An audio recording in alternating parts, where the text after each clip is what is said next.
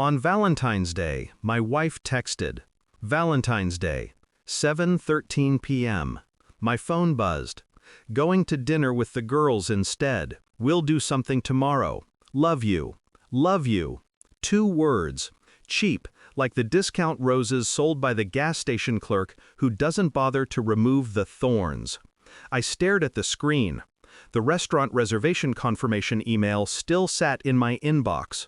A private booth, candlelight, the necklace waiting in a velvet box in the drawer of my desk, $20,000 of polished gold and red stones that had taken weeks to design. I had planned the night with precision. She had canceled it with a text. My thumb hovered over the keyboard. The first draft of my reply wasn't polite. It wasn't forgiving. But anger, if revealed too soon, is useless, of course. I hit send. 3 words. Detached, safe. Then I opened the drawer, lifted the velvet box, stared at the jewelry that would never touch her skin. My reflection warped in the surface of the stones. Minutes later, I was at the shelter, cameras rolling, my hand handing the box to the director of the Women's Center, their eyes wet with gratitude. My smile controlled, measured. The internet loved it. The video went viral before midnight. But what mattered was not the strangers who cheered me online. What mattered was her face when she saw it. And she did, the next morning. Her voice cracked when she asked, "Why would you give it away?" I didn't answer, because the real answer hadn't surfaced yet. But I already knew where to dig. The law firm party was scheduled for Friday. She insisted I come. "It'll be good for us," she said. "You've been distant." Distant. That was the word she chose, as if distance hadn't been carved into the marriage by her hand. She fussed over her dress in the mirror, a crimson silk that clung too perfectly. The kind of dress you don't wear for girls' night, the kind of dress you wear to be noticed. At the party, partners clinked glasses. Associates pretended they weren't drowning. I moved through the crowd like a shadow, smiling when expected, silent when not. My eyes tracked her, the way her laughter bent toward one man, the way her hand brushed his sleeve a little too often. His name was Mark, senior partner, divorced twice, the kind of man who collected women the way others collected wine. She lingered near him like a moth near flame, pretending she wasn't burning. When their eyes met, I saw it, the secret, the familiarity hidden under polite smiles. I drank my whiskey slowly, one sip at a time, one lie at a time. By midnight, she was drunk, leaning on me for balance. Mark offered us a ride, his tone too casual. I declined, too quickly. His smirk told me everything. The ride home was quiet, her head against the window, my silence against her pulse. I already knew. But knowing and proving are different wars, so I waited. I didn't confront her. That would have been premature. Instead, I observed, collected, cataloged. Her phone lay charging on the nightstand most nights, but the pattern shifted. She began keeping it close, always face down, always locked. When she showered, she took it with her, as if the device needed steam. Her excuses multiplied, late nights, extra meetings, clients she never named. At the office, I had resources. Lawyers are trained to follow trails, paper, digital, human. I hired someone, discreet, paid in cash. He gave me access to her call logs, her locations. The patterns emerged within a week. Hotel bars, unfamiliar addresses, lunch hours that stretched too long. I didn't eat much during that time.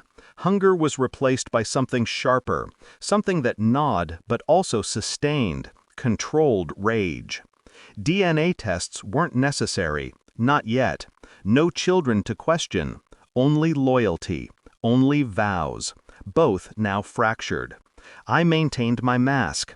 Every morning, coffee placed on the counter. Every evening, polite conversation. My voice calm, my eyes unreadable. She believed I was distant because of work, because of stress, because of anything except the truth. But inside, I was dismantling the scaffolding of our life, piece by piece, until only the naked steel of betrayal remained. The final thread was the email, an invoice mistakenly forwarded to her shared account, a hotel receipt, Valentine's night, dinner for 2, room for 1 night, paid in her card, signed with her name. The same night she told me she was with the girls. I didn't print it, didn't highlight it, didn't rage. I just saved it and waited for the right stage. The stage arrived 2 weeks later. The firm was celebrating a new acquisition. Another party, another ballroom, another excuse for champagne.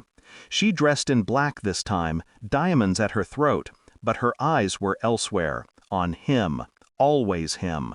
I didn't drink. I watched. At midnight, I approached Mark, calm, controlled. Could I borrow my wife for a moment? He smiled, oblivious. She froze. Outside, in the cold night air, I handed her an envelope. She frowned, opened it. The hotel receipt stared back at her. Her lips parted. A lie formed, but never left. She saw my face and realized lies were useless now. "I can explain," she whispered. I said nothing. Silence is heavier than accusation. Her hands shook. It didn't mean anything. Still silence. Her eyes filled, not with guilt, with fear. The fear of losing everything she thought was secured. I let her speak, let her drown in her excuses, her apologies, her pleas. Every word a nail in her coffin. Finally, I asked one question. Was it worth it? Her voice broke. She couldn't answer. And that was my answer. The internet remembered Valentine's Day. The viral video of me donating the jewelry had made me a symbol of generosity. A devoted husband who gave to the world what his wife refused to cherish. She had hated it, not because of the donation, but because of the attention. Every comment praised me. Every share painted me as noble. And she, the absence in the story, was invisible. At the next firm gathering, I spoke, publicly, casually, as if it were an anecdote. "I remember Valentine's Day," I said to the crowd. "I had planned something special, a gift. But plans changed, so I gave it away. Best decision I ever made." The room clapped, laughed, toasted. She stood frozen beside me, her face pale, her smile forced. Because she knew. They didn't. Not yet. But she did. And the weight of that knowledge pressed harder than any public scandal. Later, in private, she begged, "Please don't ruin me. Please don't tell anyone." I poured myself another drink, my voice flat. "Ruin you? You've already done that yourself. I'm just letting you live with it." She collapsed into silence. That was the moment she broke, not from exposure, from anticipation of it, from knowing that I could, at any moment, tear away her mask, and choosing not to. Control is not in the revelation, it's in the restraint. I moved out within a month. Papers filed, assets divided with precision. No screaming, no scenes, just signatures. She tried to fight it at first, then begged again, then threatened. None of it mattered. My detachment was absolute.